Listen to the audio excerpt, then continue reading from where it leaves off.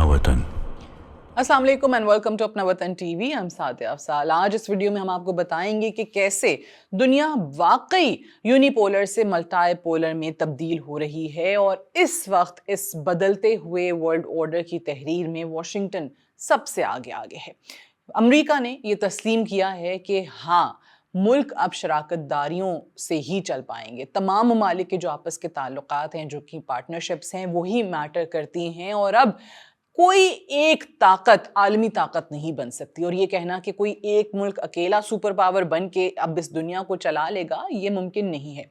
America की तरफ से जो नई उनकी नेशनल सिक्योरिटी स्ट्रैटेजी 2025 सामने आई है, जो कि 4 दिसंबर को रिलीज की गई थी, आज मैं उसके हवाले से आपको बताऊंगी। 33 पेजेस पे मुश्तमिल ये इनकी नेशनल सिक्योरिटी स्ट्रैटेजी है। ये जो डॉक्यूमेंट सामने आया है, और इस डॉक्यूमेंट में बाकायदा अमेरिका का जो सिक्योरिटी का और खारजा पॉलिसी का माजी का एक रुख रहा है, उससे बिल्कुल हट के एक नई चीज़ पूरी दुनिया को बताई जा रही है। सबसे पहले उसमें क्या आता है कि जो प्रेसिडेंट ट्रंप के पहले दौरे हुकूमत में पॉलिसी रही थी ना, उसको काफ़ी आप देखें तब्दीली नज़र आती है। उस स्ट्रैटेजी के अंदर काफ़ी तब्दीली नज़र आती है। सुपर पावर का कॉन्सेप्ट जो है वो ख़त्म होता हुआ दिखाई देता है। इसमें आप बुनियादी चीज़ ये देखें कि चाइना, जो कि हमेशा से कहा जाता था कि हमारे लिए थ्रेट है, वो थ्रेट के तौर पे पेश नहीं किया गया है।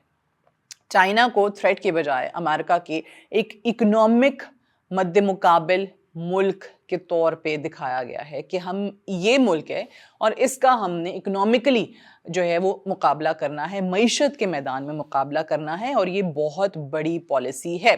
फिर ये भी बताया गया कि जी अमेरिका की जो मईशत है, इकोनॉमी है, वो 2030 तक 2030 तक $30 ट्रिलियन से $40 ट्रिलियन तक लेकर जाई जाएगी, और हर हाल में दुनिया को अब मल्टीपोलर वर्ल्ड ही तस्वुर किया जाना चाहिए। अमेरिका फर्स्ट की जो पॉलिसी है प्रेसिडेंट ट्रंप की, उसको तस्लीम किया गया इसमें कि जी बिल्कुल अमेरिका के इंटरेस्ट को हमने सबसे पहले रखना है। दुनिया पे एक हमेशा से पिछले 8 दहाइयों से 80 सालों से अमेरिका ने राज किया है। अब वो जो अमेरिका की एक बालादस्ती का एक पॉलिसी रही है, या जो प्लान रहा है कि अमेरिका सुपीरियर है और वो बालादस्ती और वो इजारादारी कायम रहेगी, उसको इसमें मुस्तरद किया गया है।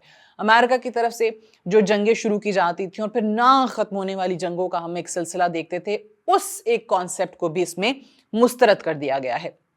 ये इसके अंदर बाकायदा तौर पे आप देखें तो अहद किया गया है कि हम अमेरिका के इंटरेस्ट को सबसे पहले रखेंगे, जिसमें होमलैंड सिक्योरिटी है, उनकी मौशी खुशहाली है, और अपने खित्ते में यानी मगरबी खित्ते में अमेरिका की बालादस्ती, नॉट द होल वर्ल्ड, पूरी दुनिया में इजारादारी नहीं, अपने खित्ते के अंदर हम अमेरिका की बालादस्ती को कायम रखेंगे।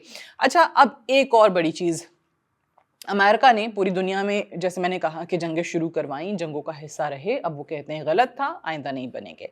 एक और चीज़ अगर आप देखें तो अमेरिका ने बहुत दहाइयों से पूरी दुनिया के अंदर एक डेमोक्रेसी का लेक्चर दिया। डेमोक्रेटिक फोर्सेस ऐसी होती हैं, उनकी तारीफ क्या होती है, उनकी ट्रेड्स क्या होती हैं, उनमें क्या क्वालिटीज़ होनी चाहिए। अब आपको सुन के हैरत होगी कि अमेरिका ये कह रहा है कि हम जो पूरी दुनिया में डेमोक्रेसी की तशहीर करते आए हैं, डेमोक्रेसी पे लोगों को लेक्चर देते आए हैं, वो फैसला हमारा गलत था और अब उस सिलसिले को हम रोकेंगे। और दुनिया में जितने भी ममालिक हैं, उन पे उनके साथ जो ताल्लुकात है हमारे, वो अब इस बुनियाद पे नहीं होंगे कि उनका निज़ाम क्या है, कहीं पे बादशाहत है, कहीं पे कोई आमरियत है। हम सिर्फ़ और सिर्फ अपने जो इकोनॉमिक इंटरेस्ट्स हैं उनको देखेंगे, और हम उन ममालिक को उनके निज़ाम की वजह से जज करना छोड़ देंगे, या उनके निज़ाम की वजह से उनके साथ किस किस्म के ताल्लुकात उस्तवार करने हम वो भी छोड़ देंगे। अब बहरहाल जो डेमोक्रेसी है उस पर लेक्चर नहीं मिलेगा पूरी दुनिया को। अच्छा, सबसे बड़ी चीज़ जो डेमोक्रेसी का मुखालिफ इस वक्त उन्होंने कहा है कि एक कोई ख़ित्ता है तो वो यूरोप है। जी, यूरोप को उन्होंने जमहूरियत मुखालिफ करार दिया है। यूरोप से खैर बड़ी नाराज़गी नज़र आई है इस डॉक्यूमेंट के अंदर। अच्छा, यूरोप को बहुत चीज़ों पे क्रिटिसिज्म का निशाना बनाया गया। सबसे पहले कि जी इजहार राय की जो आज़ादी है उस पर वो पाबंदी लगा रहे हैं। Freedom of expression European countries में नज़र नहीं आती है। फिर यूरोप में जो इमिग्रेशन का सिलसिला है वो बहुत ज़्यादा बढ़ रहा है, और उस चीज़ पे भी बहुत ज़्यादा तनकीद हुई है। बेसिकली वो ये कह रहे हैं कि यूरोप अपनी जो आइडेंटिटी है, अपनी जो शनाख्त है, उसको खोता चला जा रहा है। अच्छा, इससे आगे भी अगर आप बढ़ जाएं तो एक जो नेटो के साथ एक इत्तेहाद अमेरिका का रहा है, इसमें ऐसा लगता है कि अगर वाकई यूरोप के साथ अमेरिका की ये हालात रहे तो बहुत जल्द हमें अमेरिका नेटो से भी दूरी इख्तियार करता हुआ दिखाई देगा। कैसे कि जो इनका सिक्योरिटी इत्तेहाद रहा है, अमेरिका ये कहता है कि अब हम उसमें मज़ीद हिस्सा नहीं डाल सकते हैं, हम यूरोप की सिक्योरिटी का मज़ीद बोझ बर्दाश्त नहीं करेंगे। और यही वजह है कि यूरोपियन कंट्रीज़ को ये कहा गया है कि 2035 तक जितने भी ख़ास तौर से नेटो के रुकन ममालिक हैं वो अपने डिफेंस बजट को बढ़ा दें, जीडीपी का 5% कर दें।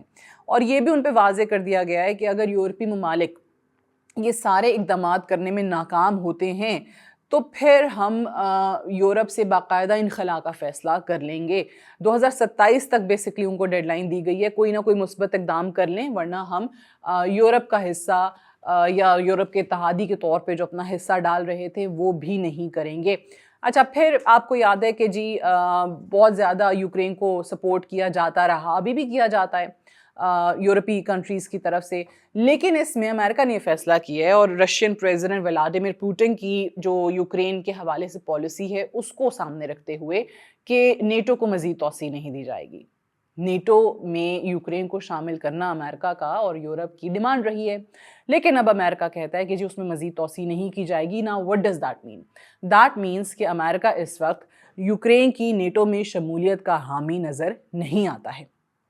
मैंने मेन चीज़ आपको बता दी, चाइना के हवाले से जो बाकायदा दो टोक अल्फाज में कहा गया है कि अब हम उसको एक थ्रेट के तौर पे नहीं देखेंगे, दुश्मन के तौर पे नहीं देखेंगे, हम पार्टनरशिप्स के साथ चलेंगे। और अभी जो प्रेसिडेंट शी जिनपिंग की और प्रेसिडेंट ट्रंप की मुलाकात हुई थी तो वो भी इसी चीज़ का इंदिया देती है कि जी अब वाकई कोई हमें इकोनॉमिक पार्टनरशिप्स जो हैं वो नज़र आएंगी। सिक्योरिटी थ्रेट बहरहाल अब चाइना नहीं रहा है अमेरिका के लिए। अच्छा, एक ज़रूर पॉलिसी है चाइना के ख़िलाफ़ जिस पे आज भी अमेरिका कायम है और वो ताइवान के मामले में है।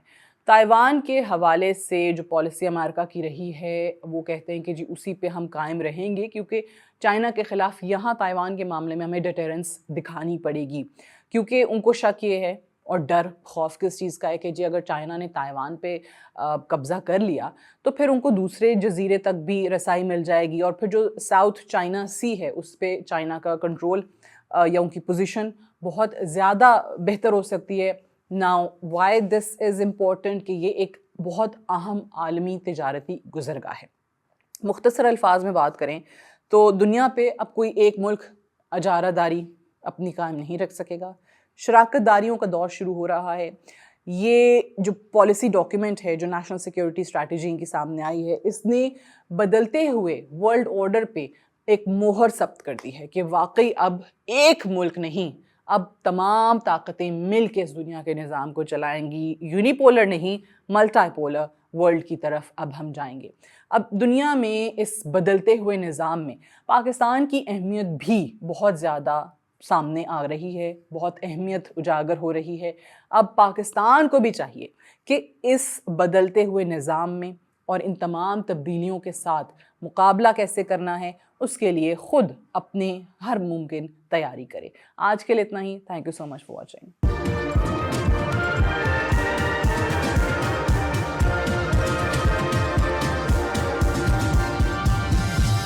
You are watching अपना वतन।